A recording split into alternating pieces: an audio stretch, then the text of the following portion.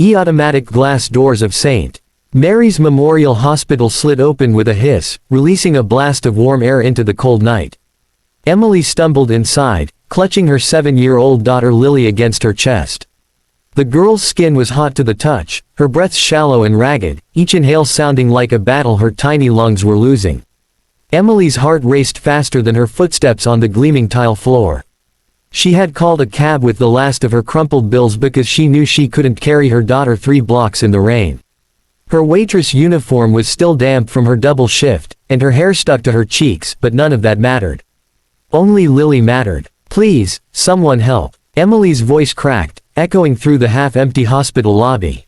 Heads turned briefly, patients slumped in wheelchairs, visitors sipping coffee, nurses moving briskly with clipboards, but no one came forward. It wasn't until Emily reached the reception desk, where a young woman with neat hair and a plastic smile sat typing, that she felt like someone might finally listen. "My daughter," Emily gasped, laying Lily gently across the counter. "She can't breathe, she needs surgery.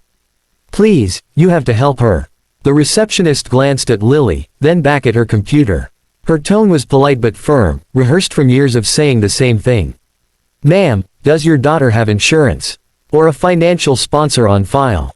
Emily blinked at her through tears. She had dreaded this question.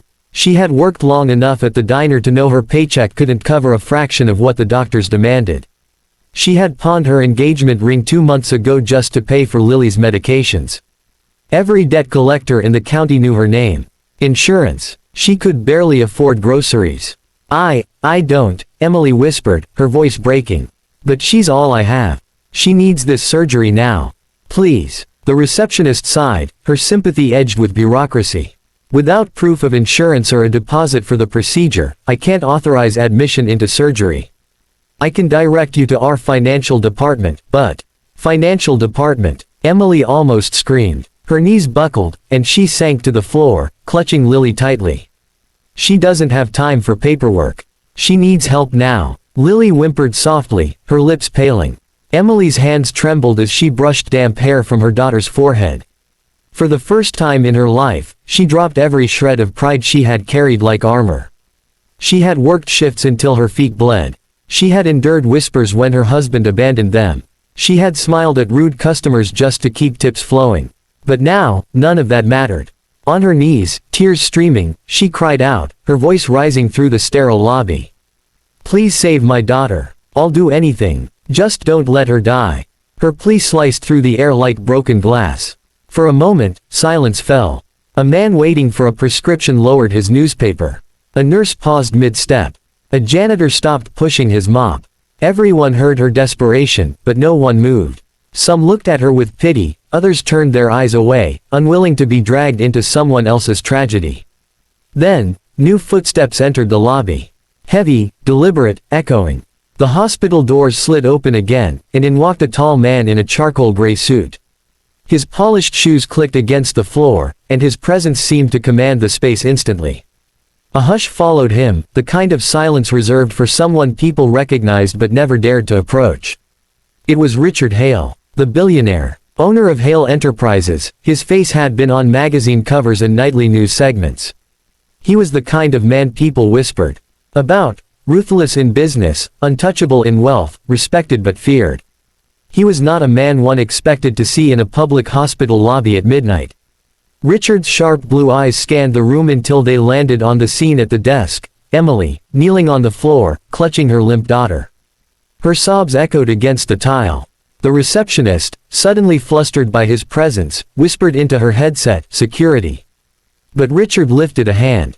His voice, deep and commanding, rolled across the lobby. "No, let her speak." Emily looked up at him through tear-blurred eyes. She didn't know who he was, only that he looked out of place here. His watch probably cost more than her entire year's rent. But none of that mattered. He was just another stranger.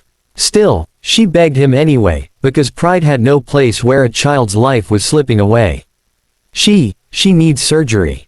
I can't afford it. Please, she's all I have. If there's a God, please." Her words dissolved into sobs. Richard's expression was unreadable, his jaw tight, his eyes fixed on Lily's frail body. And then, something shifted. A memory struck him like a lightning bolt. He saw himself, years ago, as a boy lying on a clinic cot.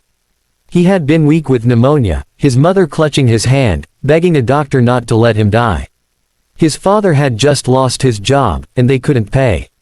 He remembered the shame, the fear, the helplessness of being poor in a world that only answered to money. And he remembered the man, a stranger, who stepped forward, signed a check, and saved his life. Richard inhaled sharply, breaking from the memory. His voice was firm when he spoke. "Prepare the surgery. I'll cover every cost." The receptionist froze, her mouth opening slightly. "Sir, do you understand how much?" Richard's glare silenced her. His voice was final, cutting through the room like steel. "I said every cost. Now." Gasps rippled through the lobby. Nurses exchanged startled glances. Patients whispered. Emily stared at him as if he were a figure from a dream.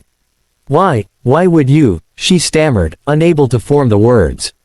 Richard looked at her, his tone steady but heavy with something deeper. "Because no child should suffer for money." And in that moment, the billionaire who had built an empire on power and numbers wasn't just a businessman. He was a man who remembered what it felt like to be powerless, and chose not to let history repeat itself. Hours crawled by like days. Emily sat hunched in a stiff plastic chair outside the operating theater, her hands twisting nervously in her lap. Her eyes burned from crying, but she refused to close them. Every time she blinked, she saw Lily's pale face, her chest struggling for breath, her tiny hand limp in hers. The sterile hallway buzzed faintly with hospital machines, the beeping of monitors, the shuffle of nurses' shoes. The clock on the wall seemed cruel, each tick dragging her deeper into fear. Beside her, still as stone, sat Richard Hale. Emily had expected him to leave after signing the forms and handing his credit card to the hospital staff. Men like him didn't sit in waiting rooms. Men like him didn't waste time in plastic chairs under flickering fluorescent lights. And yet, he remained. Jacket off, tie loosened, elbows resting on his knees. He looked more human than the man who had walked into the lobby earlier. Emily risked a glance at him. He was staring at the floor, lost in thought, his brow furrowed. He looked burdened. Finally, unable to contain the question burning inside her, she whispered. You really stayed." Richard turned his head slightly, his blue eyes meeting hers. They weren't cold anymore. They were tired, almost haunted. "I had to be sure." The weight in his voice silenced her. She didn't press further. Minutes stretched into hours until at last, the doors opened. A surgeon stepped out, peeling off his gloves, exhaustion etched across his face. Emily leapt to her feet, her heart hammering. "Doctor," she gasped. "My daughter, Lily." The surgeon smiled, weary but reassuring.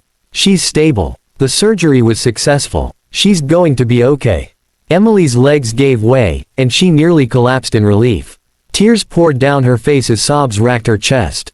She covered her mouth with both hands, whispering prayers of gratitude through trembling lips. Richard stood quietly beside her, his gaze fixed on the doctor. Only when Emily looked at him again did she see the faintest trace of something, relief, in his expression. "Thank you," Emily whispered, clutching the surgeon's hands before turning to Richard. "And thank you, you saved her life." Richard shifted uncomfortably, unused to such words. Praise never touched him in boardrooms, only results mattered. But this was different. This wasn't about numbers or contracts. This was about a child's heartbeat. Emily hesitated, then asked the question gnawing at her soul. Why? Why would you help us?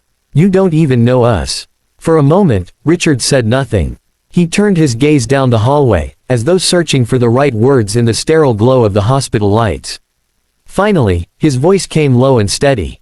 "Because once, I was your daughter." Emily frowned, confused. Richard inhaled deeply, his jaw tightening as he dug into a memory he rarely allowed himself to touch. "I grew up poor. My father lost his job when I was 8. We had nothing, not even money for food some nights. When I got sick, pneumonia, the doctors said I wouldn't survive without treatment. My mother begged them, just like you begged tonight. And just like you, she was told no.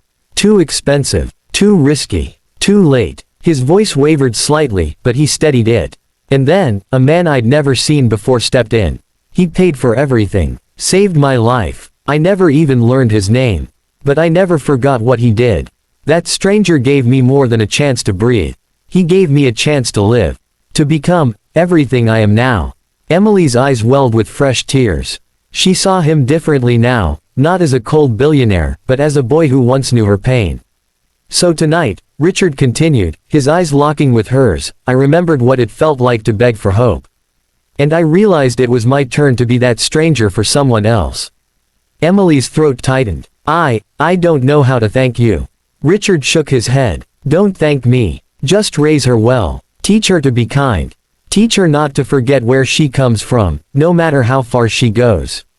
That will be enough. Emily nodded, tears streaking down her cheeks. I promise. The nurse soon allowed Emily to see Lily.